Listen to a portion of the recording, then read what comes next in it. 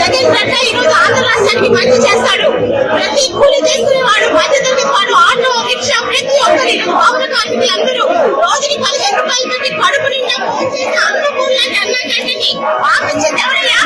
ఈరోజు మళ్ళీ చెప్తున్నా, మళ్ళీ పేదలకు అన్నం పెట్టాలన్నా, పేదలకు సంక్షేమ పథకాలు కట్ చేయకుండా రావాలన్నా మళ్ళీ తెలుగుదేశం చంద్రబాబు నాయుడు రావాలి.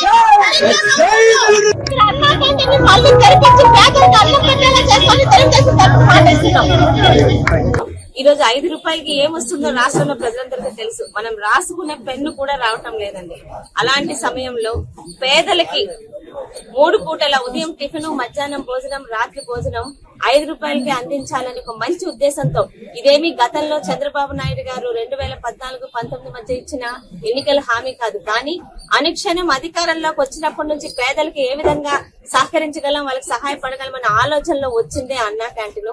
అలాంటి అన్నా క్యాంటీన్ ని గత ప్రభుత్వం నిర్దాక్ష్యంగా, అంటే ఏ పేదల ఓట్లతో గెలిచారో, ఎన్ని అబద్దాల హామీలతో గెలిచారో ఆ హామీలను తుంగలో తొక్కి అన్నా క్యాంటీన్ ని నిర్దాక్ష్యంగా తీసివేసింది. కావాలనుకుంటే ఆ పేర్లు మార్చి వాళ్ళ వైఎస్ఆర్ పథకాల పేరుతో రన్ చేయొచ్చు, కానీ ఎక్కడ కూడా అన్నా క్యాంటీన్ లేకుండా చేసింది. ఈ రోజు చంద్రబాబు నాయుడు గారు వచ్చిన 100 రోజుల లోపల ఆయన అమలు చేసిన హామీలు ప్రతిదీ కూడా పేదలకు సంబంధించిందే. ఈ రోజు కూడా కొంతమంది విమర్శలు చేయొచ్చు, 5 రూపాయలు కూడా ఎందుకు పెట్టాలని. ఈ రోజు ఇక్కడ నడుపుతున్న బిల్డింగ్ గానీ, మెయింటెనెన్స్ గానీ, ఇక్కడున్న వర్కర్స్ ఖర్చుగా మినిమం పెట్టారు తప్పితే ఉచితంగా పెట్టడానికి ఎటువంటి వెనక ఆలోచన లేదు.